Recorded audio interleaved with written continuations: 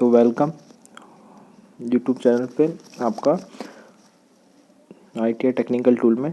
आज हम unit number 3 लगाएंगे जो है 3 फेज AC मोटर। ठीक है, तो स्टार्ट करते हैं। इसके पहले 2 वीडियो में बना चुका हूँ यूनिट 1 और 2 के, तो यूनिट नंबर 3 है। ठीक है, 3 क्वेश्चन है, आप देखते हैं कि क्या आएगा। देखिए पहला क्वेश्चन है, यदि खुले सर्किट में रोटर बार बार AC इंडक्शन मोटर का क्या प्रभाव पड़ता है। तो देखिए ऑप्शन क्या दिया हुआ है, वाइब्रेशन ऑफ शाफ्ट, मोटर में प्रॉब्लम आएगी कि धीमी गति पर कार्य करेगी और मोटर पर अति गर्म होगी। तो इसका आएगा शाफ्ट, हाँ अति गर्म होगी। ठीक है, नेक्स्ट क्वेश्चन आते हैं कि 3 phase squirrel cage induction motor की आवृत्ति किसके बराबर होती है, यानी कि किसके बराबर होगी, फ्रिक्वेंसी जो होती है किसके बराबर होगी रोटर की फ्रिक्वेंसी। ठीक है, तो इसको देखते हैं। ठीक है, तो इसका आंसर है, इसका आंसर होगा आपूर्ति की आवृत्ति के बराबर, यानी कि क्वेश्चन नंबर ए सही है। अब आते हैं क्वेश्चन नंबर 3 पे। देखिए क्वेश्चन नंबर 3 क्या बोल रहा है कि AC मोटर वाइंडिंग का प्रकार बताना। आपको ये बताना है कि ये जो आपको दी हुई है ये किस प्रकार की वाइंडिंग है। ठीक है, जो वाइंडिंग दिख रही है किस प्रकार की। तो देखिए 4 ऑप्शन दिए है, single layer winding, double layer winding, included wire winding. तो इसका ऑप्शन नंबर ए सही है। नेक्स्ट क्वेश्चन पे आते हैं। नेक्स्ट क्वेश्चन है आपका कि क्वेश्चन नंबर 4 है, इंडक्शन मोटर में प्रतिशत स्लिप की गणना करें जिसमें 50 हर्ट्ज की फ्रीक्वेंसी के साथ 6 ध्रुव होते हैं और जो 960 RPM की वास्तविक यानी कि रियल स्पीड के साथ घूमती है। 4 ऑप्शन दिए हुए हैं, तो इसका ऑप्शन आएगा ऑप्शन नंबर 3, 4% सही। ठीक है, अगला है स्लिप रिंग इंडक्शन मोटर को वाउंड रोटर से क्यों फिट किया जाता है। ठीक है, तो क्वेश्चन आपको दिया है कि जो स्लिप रिंग इंडक्शन मोटर है उन्हें इसमें क्यों फिट किया जाता है।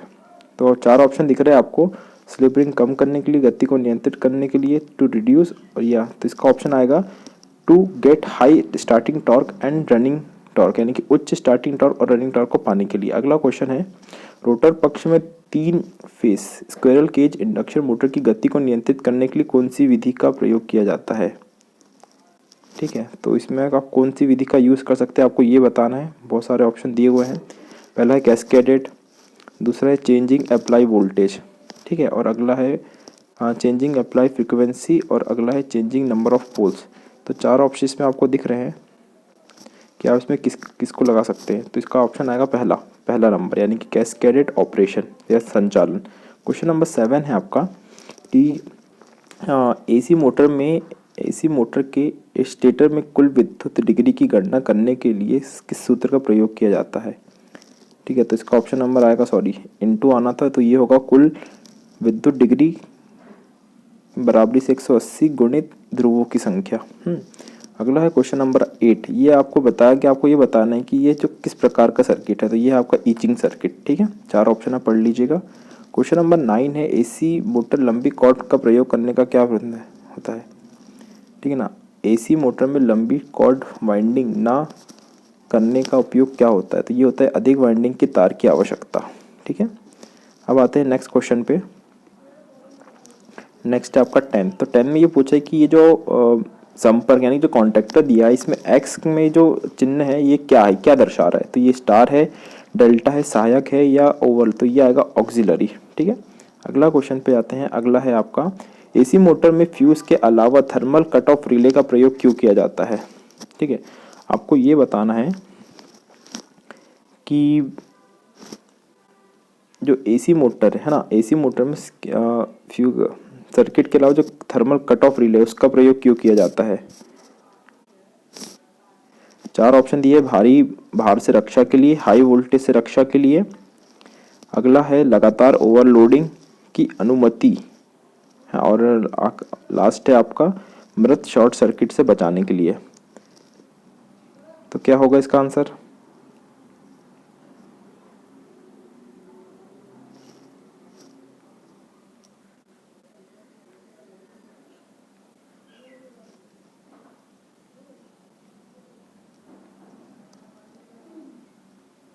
इसका ऑप्शन होगा लगातार ओवरलोडिंग से की अनुमति से बचाने के लिए। ठीक है, अगला क्वेश्चन है आपका नंबर 3 फेज इंडक्शन मोटर में इंसुलेशन प्रतिरोध को मापने के लिए किस उपकरण का प्रयोग किया जाता है।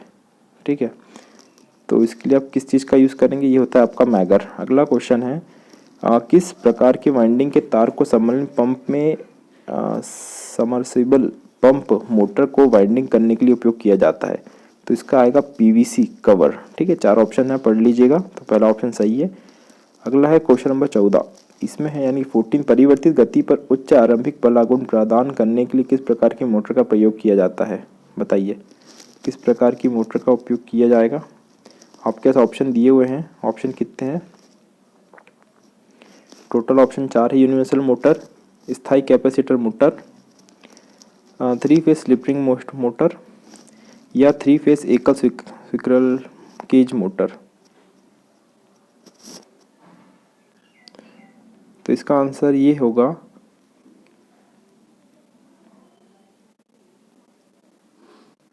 इसका आंसर होगा 3 phase slip ring induction motor. ठीक है, अगला है क्वेश्चन नंबर 15, ये इसमें ये बताया कि 3 फेज एसी मोटर में रिवाइंडिंग के लिए किस प्रकार के तार का प्रयोग किया जाता है, यानी कि जब रिवाइंडिंग की जाती है तो रिवाइंडिंग के लिए हम किस प्रकार के तारों का यूज़ करते हैं।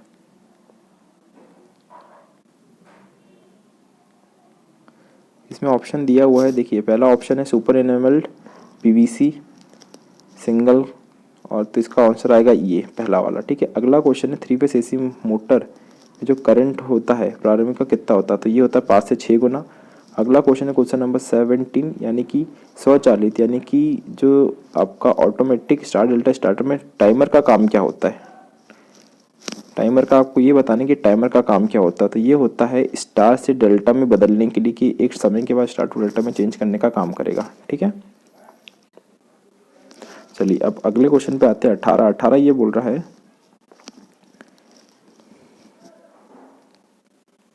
कि 36 स्लॉट 36 कॉइल और 4 पोल वाले मोटर के लिए 3 कला डबल परत यानी कि जो डबल लेयर वाइंडिंग होती है के लिए कॉइल की संख्या, पोल की संख्या की गणना करना है आपको, कि एक्चुअल में इसमें पोल की संख्या कितनी होनी चाहिए और कितनी होती है। ठीक है, आपको ये बताना है।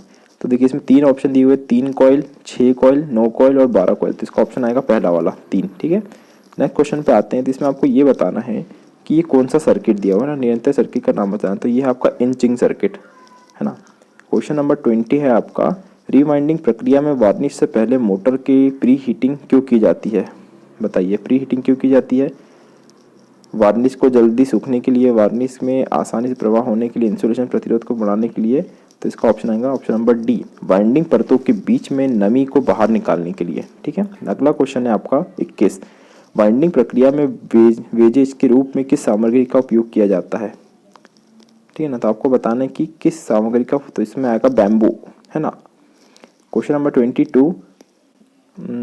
22 ये कह रहा है कि 50 हर्ट्ज की फ्रीक्वेंसी पे 6 पोल एसी 3 फेज इंडक्शन मोटर की तुल्यांकी गति कितनी होगी? ये होगी 1000। ठीक है, इसमें एक फॉर्मूला था 120/P आप लगा के निकाल सकते हैं। क्वेश्चन नंबर 23 है, एसी मोटर में बलागुण यानी कि टॉर्क और स्लिप के बीच में क्या संबंध होता है? तो इसका ऑप्शन नंबर आएगा बी, यानी कि स्लिप बढ़ने से बलागुण बढ़ता है। 4 ऑप्शन आप पढ़ सकते हैं, तो इसका ऑप्शन नंबर बी सही है। अब आते हैं क्वेश्चन नंबर 24 पे। तो 24 क्या बोल रहा है? 24 ये बोल रहा है कि एसी सर्किट में स्टार्टर का नाम बताइए, यानी कि कौन सा स्टार्टर है, कि ये डीओएल स्टार्टर है, ऑटो ट्रांसफॉर्मर स्टार्टर है, या कोई दूसरा, या सेमी ऑटोमेटिक स्टार्ट डेल्टा, या फुली। तो ये है ऑटोमेटिक ट्रांसफॉर्मर स्टार्टर। ठीक है, क्वेश्चन नंबर 25 में ये पूछा है कि आपको ये रिवाइंडिंग का प्रकार बताएं। तो इसका ऑप्शन नंबर ए सही है, हाथ से लपेटना, स्क्वेजिंग, फॉर्मर वाइंडिंग, और आखिरी ऑप्शन था आपका मशीन वाइंडिंग। तो ये हाथ से की जाने वाली वाइंडिंग है ना, ऑप्शन ए सही है। अगला जाते हैं, अगला है 26। तो 26 के हिसाब से आपका है कि एसी मोटर वाइंडिंग में आंतरिक ग्राउलर का प्रयोग करके किस प्रकार का परीक्षण किया जाता है? अब आंतरिक ग्राउलर का यूज़ कर रहे हो तो आप इसमें क्या टेस्ट करेंगे? तो इसमें आप टेस्ट करेंगे शॉर्ट सर्किट। सॉरी, गलती से ये में से ऑप्शन ए लग गया था। ठीक है ना, तो इसका आंसर आएगा आपका short circuit test, D option सही है। क्वेश्चन नंबर 27 ये है,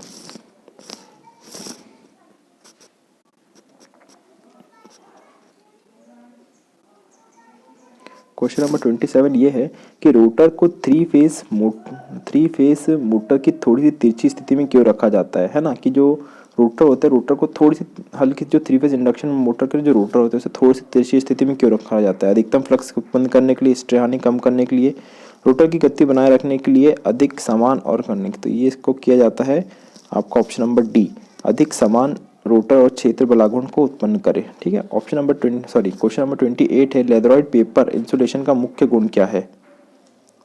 इसका है ऑप्शन नंबर डी, बेहतर एजिंग और परावैद्युत यानी कि डाइलेक्ट्रिक शक्ति रखता है। ठीक है, नेक्स्ट आपका ये है 29 कि स्टार वाइंडिंग शॉर्ट और ओपन फॉल्ट का परीक्षण करने के लिए किस उपकरण का प्रयोग किया जाता है? तो इसमें टोंग टेस्टर नहीं, सॉरी, इंटरनल ग्राउलर होगा। ठीक है, क्वेश्चन नंबर 30 है कि अगर आपकी जो पूर्ण लोड पर 10 HP की 3 फेज इंडक्शन मोटर चलाने के लिए किस फ्यूज की दर, यानी जो फ्यूज आपको कितने रेटिंग का या कितने एम्पियर का आप लेंगे? तो ऑप्शन है 10 एम्पियर, 15 एम्पियर, 25 एम्पियर और 30 एम्पियर। तो इसका इसमें यूज़ करेंगे अपन 25 एम्पियर का। ठीक है, नेक्स्ट क्वेश्चन है, AC वाइंडिंग में कॉइल को क्या कहते हैं? ठीक है, क्या कहते हैं? तो इसे हम कहते हैं नियंत्रित सर्किट और पावर सर्किट। ठीक है, क्वेश्चन नंबर 32 है आपका कि वाइंडिंग में कौन सा परीक्षण सचित्र है, कि कौन सा परीक्षण कर रहा है, आपको ये बताना है। तो इसका सही आंसर आएगा आपका ध्रुव टेस्ट यानी कि पोलैरिटी टेस्ट, ऑप्शन ए सही है। क्वेश्चन नंबर 33 है, अवरुद्ध रोटर यानी कि ब्लॉक रोटर टेस्ट द्वारा 3 फेज इंडक्शन मोटर का कौन सा नुकसान स्थिति का निर्धारण किया जाता है? आपको ये बताना है। तो कि हम कौन कौन से कर सकते हैं? कॉपर कर सकते हैं, फ्रिक्शन कर सकते हैं, एडी करंट कर सकते हैं। तो इसमें आएगा कॉपर। ठीक है, नेक्स्ट है आपका 3 फेज मोटर स्टार्टर में शामिल 2 कार्यात्मक सर्किट कौन कौन से होते हैं? है ना, आपको सर्किट्स के नाम बताने हैं कि कौन कौन से हम जो 2 सर्किट्स का यूज़ करते हैं जो हमारे लिए इम्पोर्टेंट होते हैं। ठीक है, तो इसका ऑप्शन आएगा आपका कंट्रोल सर्किट और power circuit, option number D. Question number 35 है, AC वाइंडिंग में कफिंग के लिए किस इंसुलेशन का प्रयोग किया जाता है? तो ये होता है आपका कपड़े पर आधारित चिपकने वाला, है ना। क्वेश्चन नंबर 36 है आपका, 3 फेज स्लिप-रिंग इंडक्शन मोटर को शुरू करने के लिए किस प्रकार के स्टार्टर का प्रयोग किया जाता है?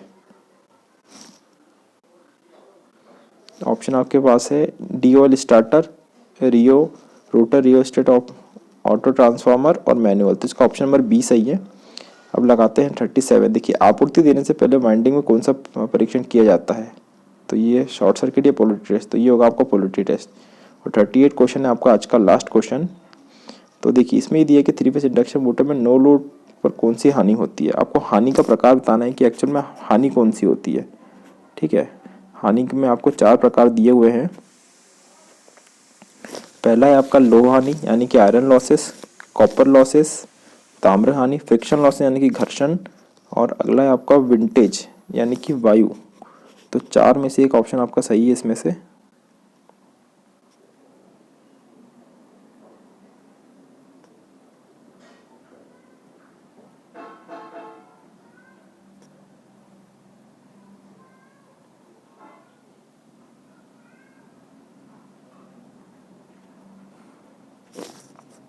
तो आपका जो ऑप्शन है, ऑप्शन ए नंबर सही है, लो हानि।